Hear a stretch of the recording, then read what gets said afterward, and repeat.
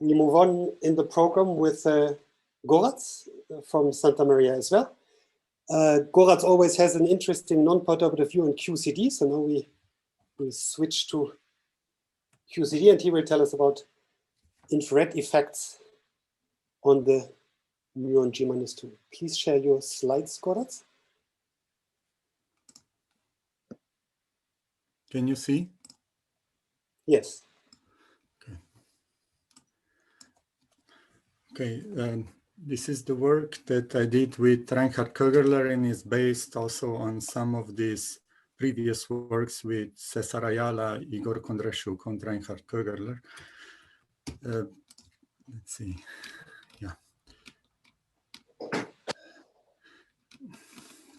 How's this? Yeah.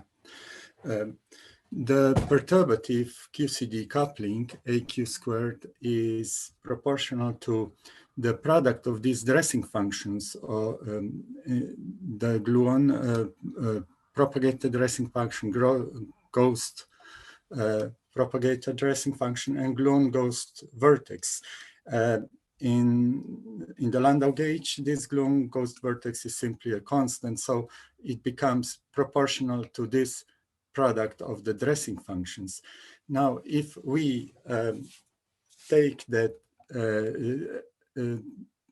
take the position that this relation is valid even for low momentum transfers, this Q squared, that is in the non-perturbative region, then we can define this so-called lattice or infrared coupling, and in lattice calculations, large volume lattice calculations at low Q squared, these functions have been calculated.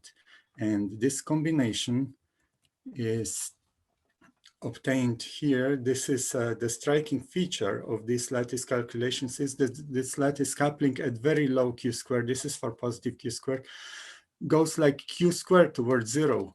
It has a local maximum somewhere around 0.13 GV squared, and then it goes to at larger Q squared, like perturbative QCD. So the idea is to construct a coupling, a theoretical coupling that pretty much agrees or qualitatively agrees with this lattice coupling at low Q squared. It behaves like Q squared. It has a relative local maximum at around 0.13 GeV squared, and at large Q squared it is basically perturbative coupling. So how to construct such a coupling? For this, we should first calculate, we should work in the same renormalization scheme, which is lattice minimum scheme that is used in the lattice calculations. It's the most secure way to do this. And the underlying perturbative QCD coupling can be constructed. This scheme in the perturbative sense is known up to 4 loops. So these coefficients, beta 2 and beta 3, or C2, C3, are definitely different than in MS bar scheme, but it doesn't matter. I mean, up to this loop, we can construct the perturbative coupling, which is the underlying perturbative coupling here of this theory, explicitly in terms of Lambert function, as we did this with Igor Kondrashuk some time ago. So this is very convenient, because then we can also explicitly calculate, for example, with Mathematica software, the imaginary part, which is the spectral function of this coupling. This is the discontinuity function across the cut in the complex Q squared plane of this coupling. The perturbative coupling has, of course, its own dispersive relation, which is this integral, which involves integration of the spectral function along the entire cut. Now, we should be careful here, because this cut in the Q prime plane is not just for negative Q squared, that is on the time-like axis. It is also on the space-like axis, which are these so-called Landau singularities. So we have to integrate here from sigma minus branching point from, sorry, here. Yeah.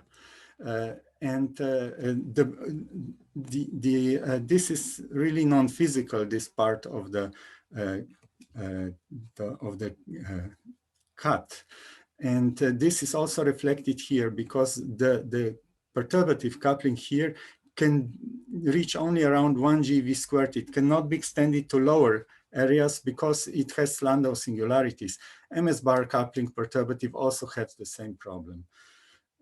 So the construction of our coupling would be starting from the underlying PQCD coupling, in fact, from this, its spectral function.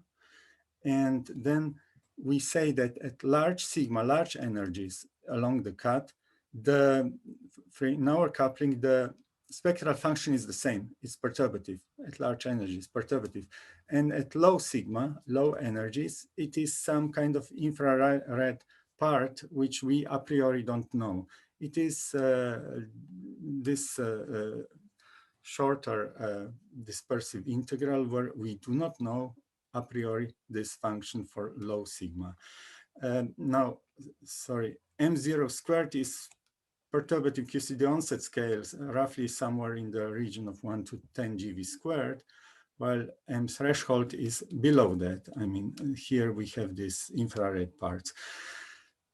Since we don't know this function, we can write it as a Parte approximant. This is nearly almost diagonal Parte approximant.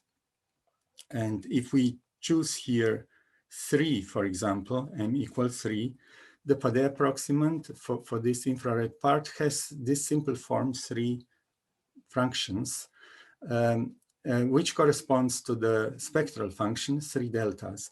So the total spectral function of ansatz, yeah, for our ansatz for the total spectral function of the new coupling is at large sigma, it's just perturbative spectral function, and at low sigma, there are 3 deltas. Now, this model, this corresponds, of course, to this form of our coupling. And it has 7 parameters. There are here 6 parameters with the delta terms, and the 7th, the QCD onset, 7 parameters to determine these 7 parameters. What we want, we will determine these parameters with physically motivated conditions, also lattice motivated. At large Q squared, we want this coupling to basically agree with the underlying perturbative coupling. That is, we require very high precision up to 5th power. This goes very fast to 0. Now, if we require this up to 5th power, this gives us 4 different conditions, because automatically the difference will be the 1st power. 4 powers more will give us 4 more conditions, which allows us basically to eliminate 4 of the 7 parameters. But then this condition, lattice condition, that our coupling should go to 0 at very low Q squared, the lattice condition, gives us the 5th condition, which, but we need 7 conditions. So we need 2 more conditions because we have 7 parameters. The 6th condition, we take the maximum, local maximum and positive Q squared is at the same point as in the lattice calculation, the coupling. And the 7th condition is basically that we require the correct reproduction of the measured physics of semi-hadronic tau lepton decay, which is the ratio of the semi-hadronic tau lepton decay, the leading twist part here should be roughly 0.20, where this is the last condition. So all these 7 conditions will give us 7 parameters and fix the coupling. Now, this D here in R tau is more complicated now theory, but it's just technical. It's the massless Adler function. It is derivative, logarithmic derivative of the quark current correlator here. Its perturbation expansion is known up to order a to the 4th power. It looks like this in principle. But we want to extend this to calculate it in a more realistic way. There is renormal motivated model, which gives us also generates us higher terms based on the renormal structure of the Adler function. I will not go into details on this. This was published a year ago, 2 years ago. Now, in our approach, of course, the perturbative coupling gets replaced by the new coupling, and these powers are replaced by the analogs of the powers of this coupling. I will not go into details here, but the renormal motivated resummation of the Adler function looks like this. Now, of course, the perturbative coupling is replaced by our coupling here. So these are the kind of integrals. This is from infrared region, ultraviolet region, this some subleading region, where these characteristic functions can be determined explicitly by the structure of the leading structure of the renormalance of the Adler function. So all I want to say is we have a technique to calculate this Adler function, renormal motivated resummation, and thus R tau, and thus we get this equal to 0.20 gives us the 7th condition of the 7. So we get the 7 parameters here, which are the locations of the 3 delta functions, the coefficients in front of the delta functions, and the perturbative QCD onset parameters. It is interesting that all these are positive, which means that our coupling does not have any Landau singularities, which is a good byproduct. Now, this spectral function looks like this. Now, at large energies, it is perturbative, and at low energies, just positive energies, it has 3 delta functions. In fact, this last delta function is negative here. This gives us this function here, which agrees, has the correct behavior at low q squared. It behaves like q squared. It has the maximum at the same level here. It's somewhat lower, and at high q squared is perturbative. The other thing to mention is, of course, that the perturbative couplings do not reach even this area below roughly 1 GeV squared. Now we can go on and ask the following. Since we can calculate now the leading twist Adler function, this derivative of the current quark current correlator, what are the higher twist terms, higher dimension terms in this expansion? They contain the condensates. Can we calculate in this framework of infrared suppressed QCD, so to say, the condensates? If we truncate here the series up to the dimension 6 term, then we have to determine 2 condensates, O4 and O6. We can do that by using, for example, the Borel-Laplace, in fact, Borel-Laplace sum rules, which correspond to this function, exponential function in the sum rules. They contain a continuous complex scale parameter m squared. And just to make the... Sorry, Gorazd, you have 2 minutes. Sorry? You have 2 minutes. Oh, okay. Anyway, now this scale is, we can determine this based on the experimental results of Alep and Opal, which give us the imaginary part of the correlator.